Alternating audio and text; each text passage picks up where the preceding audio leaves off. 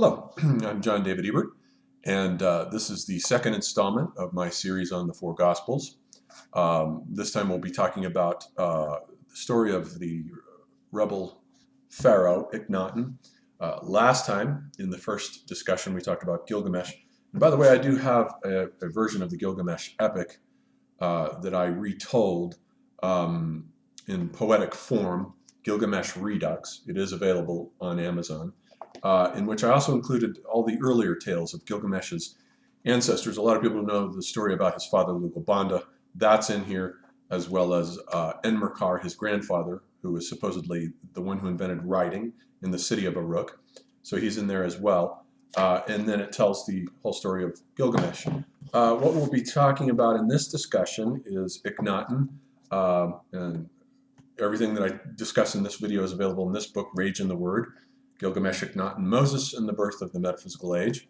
So I have those two books.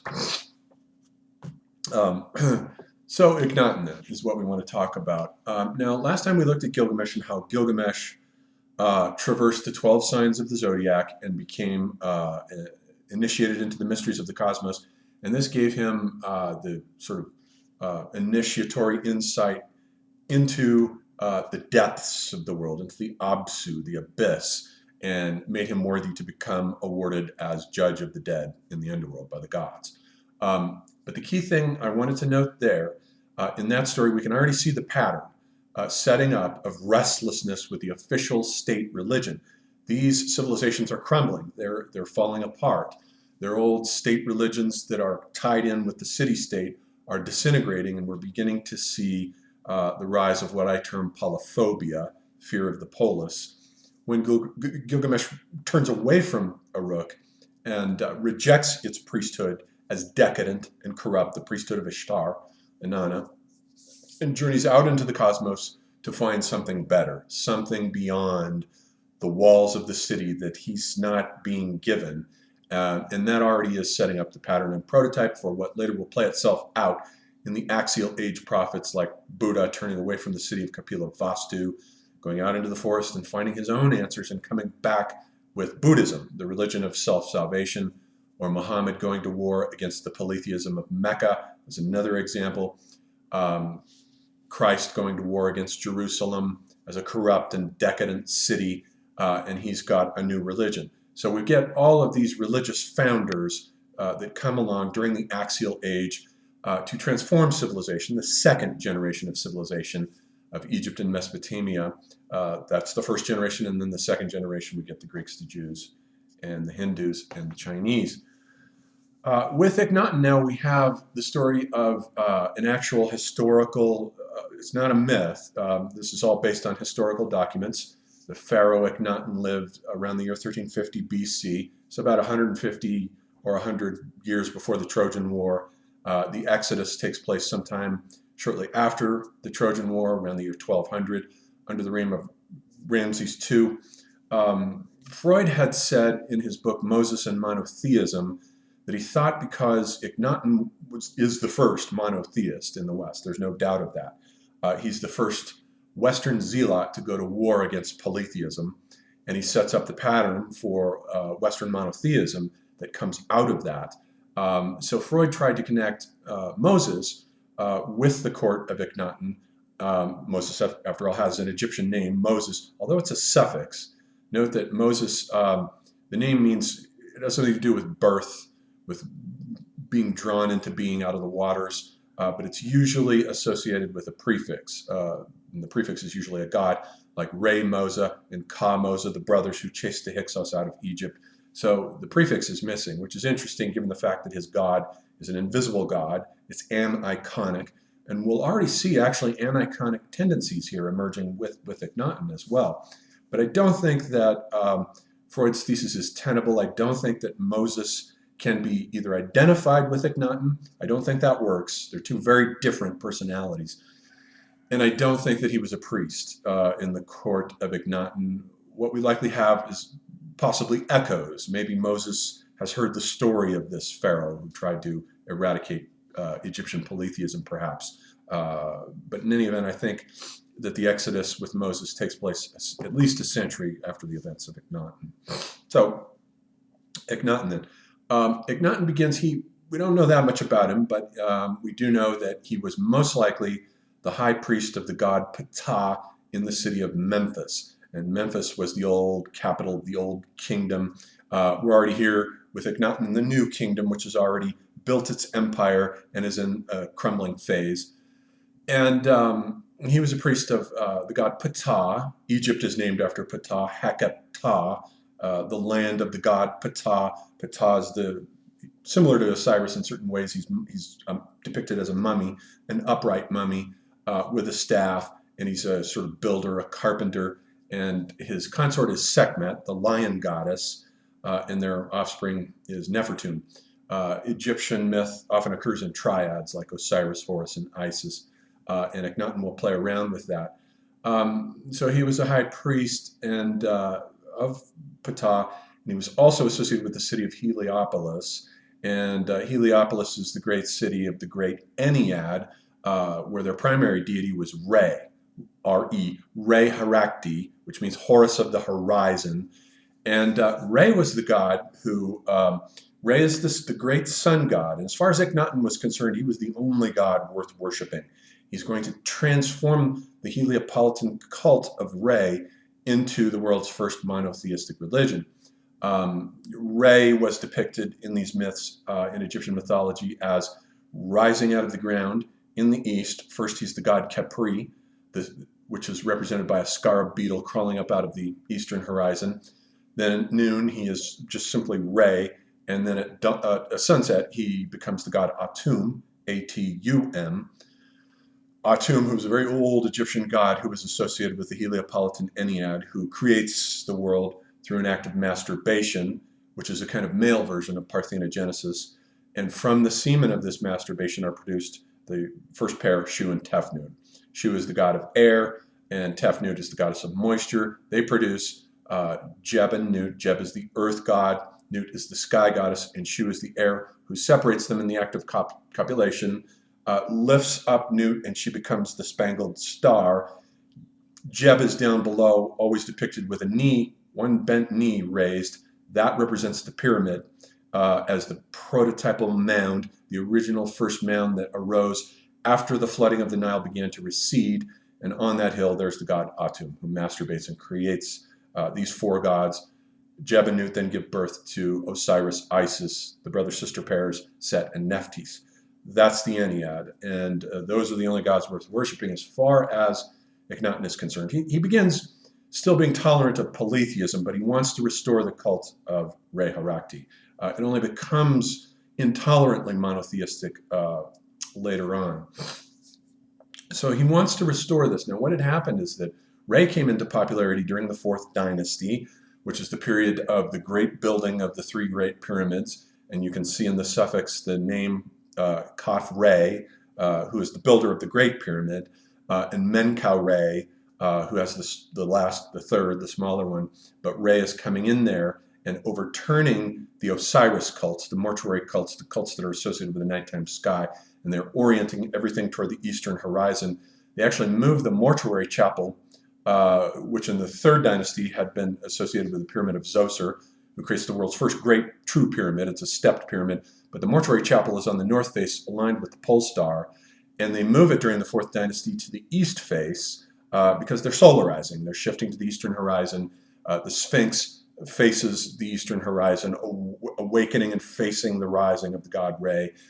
And then in the 5th dynasty, they start building the great sun temples with the frozen sunbeams as a gigantic obelisk with a pyramidion on top. That's the rise to power of the cult of Re. And Akhenaten wants to bring that back. He wants to restore that, that whole cult from the old kingdom that he regards as the true thing. So what he wants to do is kind of create a truth event, what would be equivalent to, in Heidegger, to an unconcealment and an Abbau. An unconcealment is what happens in his theory of truth. When entities unconceal themselves, they come into the clearing, they unconceal themselves. But an Abbau has to be performed, as far as Heidegger is concerned, on the Western tradition, because being has been forgotten. The proper understanding of being for Heidegger became occluded. It was originally the pre-Socratic idea of being as phusis, which was identified with entities arising, flashing forth, and disappearing mysteriously. Being was immanent. Being and becoming were together. Being was immanent in the world. That got occluded, as far as Heidegger was concerned, by Plato, who divorces being from becoming. Being becomes this metaphysical world up there, and the realm of becoming for Plato has fallen. And as far as Heidegger was concerned, an Abbau is a destruction, which you perform on a tradition when you get rid of the bad ideas over time, cliched understandings, the correspondence theory of truth. He wants to get rid of that the idea that truth is a matching paradigm where your concepts need to match objective objects that are objectively real, and the concepts match them and can be verified. He wants to get rid of that matching correspondence theory of truth and put in his theory of truth as aletheia, as unconcealment. So there's been an occlusion. Likewise with Akhenaten, he felt that the Re Harakti cult had been occluded over time with the Amun cult. Amun comes in during the Middle Kingdom. Amun is the great god of Thebes. The capital shifts from Memphis in Upper Egypt, in Lower Egypt down to Upper Egypt, since the Nile flows from south to north. Upper Egypt is in the south. And he wants to shift away from the god Amun, who had become the primary god of Thebes during the Middle Kingdom. And you can see this in the name change. We start getting pharaohs named after him. Amunimet I, Amunimet II, Amunimet III, in whose reign the last of the pyramids are built at Dashur and Hawara under Amunimet III. Around 1800 BC, as the Middle Kingdom crumbles and the Hyksos come in shortly thereafter, around 1630, they set up a capital in Avaris, which is in the north in the delta, and reign over Egypt there. And we first start hearing biblical echoes with the Hyksos. They were Semites who came raiding in out of Palestine, conquered and overthrew Egypt, very surprisingly. Jacob, the name Jacob occurs as one of the names of the Hyksos rulers, Jacob El. So already we're starting to get with the Hyksos biblical echoes that are coming in that will resonate more and more with time. Under the Telemarna letters, for example, which occurred during the reign of Akhenaten, we start hearing about Habiru. Nobles are complaining in Palestine that the Habiru, obviously the Hebrews, are raiding. So they're already there, although perhaps they only represent the northern tribes of Israel centered around Shechem, and the Exodus has not happened, and possibly the Exodus will be Moses bringing in the Levites and eventually creating Judah, the southern kingdom.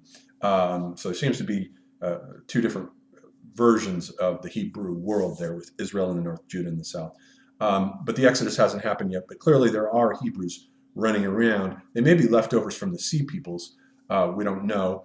But so what happens then is that Akhenaten, during his reign, he reigned for 17 years, and at his accession in the third year, year 3 of his reign, he unveils his cult at Karnak in Thebes. He starts out in Thebes and introduces his cult that is sacred to the god Re Harakti with the so-called Genp-Atun temple. And the Genp-Atun temple is unveiled at Karnak. It's a big deal. This is the great god, not Amun, which is he regarded as a usurper, as inauthentic. He pushes Amun aside and puts he and his wife, Nefertiti, she and he are plugged into the ancient Egyptian triad of Atum, Shu, and Tefnut. In his statues in the Genp-Atun temple, he's wearing the headgear associated both with Atum and with Shu, and she is wearing the headgear in her statues that is associated with Tefnut, especially Tefnut as the Sphinx. The famous statue of Nefertiti in the Berlin Museum with the big conical hat with the flat top, that's the headgear associated with the goddess Tefnut in her mode as the Sphinx. And so he represents them in the Genp-Atun temple, which also appears with the new art style, which as far as he was concerned wasn't new, this style of representing elongated figures. And at first it was thought, when scholars first started discovering Akhenaten, that he may have been deformed. He looks funny in all of his art, but if you look at his early statues, they're represented in a perfectly normal fashion. What he was doing was going back to an art style that he wasn't innovating. He thought he was conserving. He was a conservator, not an innovator, because the early pre-dynastic ivory figurines that are pre-dynastic that he was probably familiar with as a priest in the north at Memphis and Heliopolis, of these ivory statues, figurines that are long, elongated. He's going back to that art style, but now he retrieves it and reintroduces it at the Gempatun temple, with him and his wife plugged into the triad. Egyptian deities are often plugged into triads, like Osiris, Horus, and Re, or the god Ptah and his consort Sekhmet, the lion goddess, and their child Nefertum, and Amun with his consort Mut and their offspring, Kanzu. So they always occur in triads. So this is the big thing that he unveils at Karnak in year 3 of his reign. Now in year 5, he decides to build the city of Akhenaten, brand new city built on virgin ground, about halfway between Memphis and Thebes, about 200 miles between each of them, in the desert on the eastern bank of the Nile, at a point where the rocks form a cleft. And the cleft seems to have been key because the cleft represents the cleft between the two pylons in an Egyptian temple, between which the sun rises. Exactly like the two Mashu mountains in the Gilgamesh epic that had been guarded by the scorpion men, where the sun rises out of the east. And so he aligned the entire city with this cleft, from out of which the sun rises, and even put his burial tomb. That's an innovation, that the burial tombs are buried in the cliffs on the east, because normally throughout traditional Egyptian religious history, the tombs had all been on the western bank. All the necropolises are on the west, where the sun sets. He puts it on the east, because what he wants to do here is to take Egyptian cosmology and sever the underworld, get rid of Re's journey through the underworld. When Re goes through those 3 transformations of Capri, and then he's Re at noon, and then Atum, in the underworld, in the Night Sea journey, in the so-called books of the netherworld, which first start appearing in the New Kingdom, they're inscribed on the walls of the dead pharaohs in the Valley of the Kings, where they're buried in a single mountain. They're not making pyramids anymore. They put them in a single mountain that's a stand-in for the pyramids. And they put these books of the netherworld, which describe the sun god Re's journey on his solar bark through the underworld, the various hours, the 12 hours of the night. And right at midnight, down at the what's called the Imam Cheli, he meets Osiris. And Osiris has the regenerative power. Osiris regenerates him and restores him, and he is able to be reborn after he slays the Apophis serpent, and he's able to be reborn. Akhenaten wanted to get rid of all that. All the books of the netherworld that were associated with these kings in the Valley of the Kings, he wants to get rid of it, cut the underworld out, and just create Egyptian religion as an upperworld realm of light. The great god is the sun disk, Atun, A-T-E-N, not Atum, Atun, which simply means disk, and it represents the visible form of Re Harakti, and the sun disk with the rays coming down, and each ray ending in a hand, is meant to represent the helping beneficence of the sun god, the Atun disk, and that first appears also at Karnak, that art motif. It has an interesting echo with the Manichaean myth of the Holy Spirit reaching down into the underworld to pull the fallen Anthropos man back up. There may be an echo of that in the Manichaean cult. But in any event, so all of this is happening at the Gempatun temple, and he decides, we don't know what happened, but at some point in Thebes, there was something that happened that the inscriptions make reference to that soured him on the city and caused him to leave it and go north and found Akhenaten, the city of the horizon, and to probably, maybe it was an assassination attempt. Maybe he was just disgusted with the priesthood of Amun. He was trying to dismantle it and discredit them after all. The whole thing is a deconstruction here, first of the priesthood of Amun, then later of all the other deities. And in fact, Akhenaten, as we'll see, was the West's first monotheist, the first one in the West to create a religion based on intolerance of polytheism.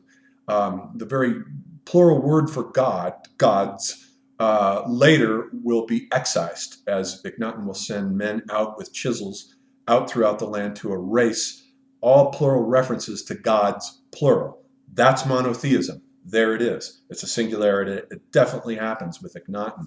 He goes to war against all the other deities, although not at first. So he decides to build this city, and it's the world's first utopian city. And he has the power of the state apparatus behind him. He can do anything he wants. So he creates the world's first artificial city created by a single man, as far as we know, with a single religion that brings it into being. It's laid out on the eastern bank on an 8-mile stretch that's 3 miles wide, with a central axis, a street that's 30 feet wide, across which Akhenaten is always zipping in his chariot. He's always depicted, he's the first pharaoh to be depicted in Egyptian art, always running around in a chariot that's not connected with a military campaign. So he went everywhere in this chariot. It was the new hot rod. It was the new form of transportation. He was totally fascinated with it. And so this city is totally a two-dimensional city. It's a city of light. He pulls all the roofs off the temples. So all the temples for the first time have no roofs. They're oriented to the sun god, and visiting nobles from the crumbling empire in Palestine would have to wait out in the sunlight in 120-degree heat in the summer, which they complain about in the Amarna letters. They didn't like it at all.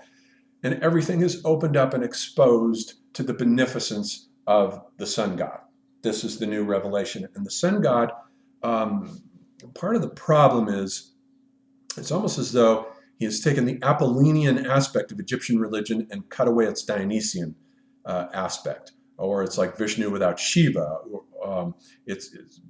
Or like Zoroastrianism, just the world of light without the god of darkness. All of that is eliminated. And there is no way in which you can theologically account for evil in Akhenaten's religion, because to admit the existence of evil would be tantamount to admitting that there was a flaw in the sun god. And the sun god is perfect. There's no flaws in him. So war is something that did not interest Akhenaten. He wasn't interested in it at all. He sent one half-hearted campaign to Nubia, but he let the empire in the Middle East crumble and disintegrate. So it may not be an accident that the first references to the Hebrews as the Habiru appear in the Amarna letters. Amarna is another name for Akhenaten. In the Amarna letters from his reign, they may have been rushing in to fill the gap that was created by the crumbling of the empire under his watch. He just let it go. And so he builds this city, this ideal utopian colony. Then about year 9 of his reign, once the city is solidified, it takes about 4 years to be built. It eliminates all the lower classes. It's a city based on wealthy men and women whose slaves live with them in their quarters. The slaves don't have separate quarters. And there's no way that a street culture could have emerged. There was no quarter for craftsmen. There were no ghettos, really. It was just all simply a realm of visible Apollonian purity and pristine perfection with no war, no evil. And everything is just a realm of the sun god, Atun. And more increasingly, he starts getting rid of the other gods. References cannot be made. About year 9, as Nicholas Reeves documents in his excellent biography of Akhenaten, he starts sending men out across the land to erase not only references to the hated god Amun, but references to all the gods, Osiris, Isis, Anubis, especially the funerary deities, Anubis, Tot, Ptah, Sokar. All of them are anathematized. And an atmosphere of paranoia began to develop. This began to feel like a police state. You can tell from the fact that we find little objects that people had in their possessions, like little makeup kits or scarab beetles, where the name, any reference to any god, especially Amun, was hastily erased. Just in your own private possessions, they were that paranoid. They were really worried. Any reference to any of the gods could apparently wind you up in hot water. So there was an atmosphere of paranoia that was invented here under the West's first zealot, who sets the prototype for later zealots like King Josiah or Theodosius the Great, who at the end of the 4th century AD shut down paganism, made the Olympic Games illegal. The Vestal versions were put out of business, and you couldn't even write in Egyptian hieroglyphs anymore under Theodosius. That's around the year 390 AD. Akhenaten is already doing something similar here and anathematizing all the other cults. And pretty soon, as I said, the plural, gods, plural, is anathematized. That has to be erased. And any references to any other deities are to be spelled out phonetically. So there's even an aniconism here. The actual hieroglyphs cannot be used that are pictographic. He wants the gods' names to be spelled out phonetically. So there's already a kind of aniconism as well that's coming in here with this monotheistic zealotry. So the experiment is up and running. It only lasts for the city's only in existence for 13 years. By the time we get down to year 12 or so, we start getting references to deaths. There seems to have been a plague that hit the city and started killing people off. His mother dies, Queen Tai. One of his wives die, Kia, who was initially thought to be the mother of Tutankhamun. Turns out that she's not the mother of Tutankhamun. We don't know who his mother was, but it was definitely, Akhenaten was Tutankhamun's father, and it was one of his 5 sisters who were associated with the mother, Tutankhamun. And so this plague hits. He loses a daughter, Akhenaten. He loses her. She was his 11-year-old daughter. And most of his offspring were daughters. He only has the one boy, Tutankhamun. And so everyone else was a daughter. And people start dying. And then about the same time, the references to Nefertiti disappear from the documents. And we get these it was thought initially that she may have died at that point, but we get these mysterious references to another co-regent named Smenkhare, and scholars are pretty sure that that was actually Nefertiti, who was elevated to the status of co-regent. She was given her own pair of cartouches. Only the pharaoh was allowed to have 2 cartouches, and so we see them, Smenkhare and Akhenaten, represented each with 2 cartouches, so there was a co-regency there, definitely. But Smenkhare had a nickname that was the same nickname that was used for Nefertiti. So scholars are pretty sure Nefertiti's still alive here. She survived the plague. Her husband did not. We don't know how he died or why, but he died after reigning for 17 years, and the city's been up and running for 12 years. She reigns, Nefertiti rules for another year. Things get increasingly desperate. We actually find an inscription from a priest of the cult of Amun, named Pawa, who makes an inscription under her authorization to beg the god Amun to return. The inscription says, "Please return, Amun. Please come back to us." So the city was getting pretty desperate. It seems like it was a sinking ship here. Plague. They were running out of money.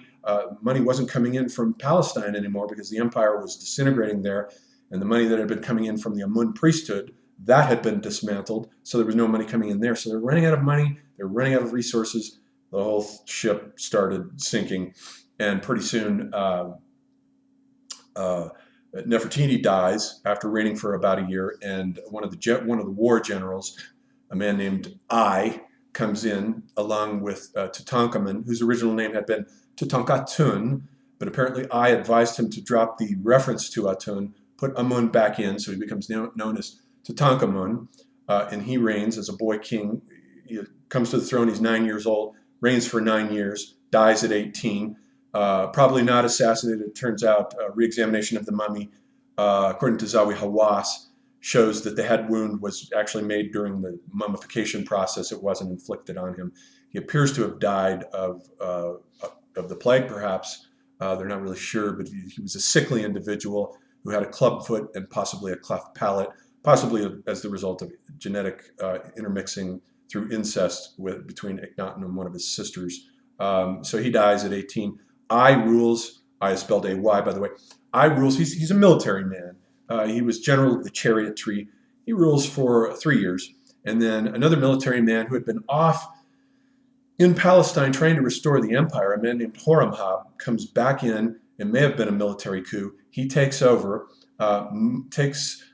moves up back to Thebes, and decides to completely destroy the city, which by now, Akhenaten was probably a ghost town anyway.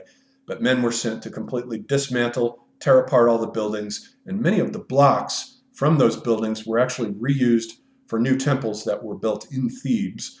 Horemheb sort of basically reversed Akhenaten's truth event, the event of unconcealment, by reconcealing the cult of Atun and building it back into the world of Theban civilization. And all subsequent historical references to Akhenaten are anathematized. Egyptians regard him as the great heretic, the one under whom Egypt almost sank. So this first monotheistic experiment was a failure, at least initially, like Gilgamesh's quest, which initially appears to be a failure until you think more about it. There were consequences. He became judge of the dead, after all. It wasn't a complete failure. Same thing here with Akhenaten's experiment. It dies. It goes back into the realm of concealment, into the dark regions of being. But some man named Moses, a century or so later, may have heard about it, and it may have inspired him to create a new cult based on an invisible God that you could carry into the desert with you wherever you went, who wasn't tied to a particular temple or a place or anything. He was just put him in a covenant and carry it around. So that's the story of Akhenaten, the story of the West's first great monotheist and his experiment that took place between about 1350 and 1336 BC, right in there. Then next we'll look at Moses and see what happens.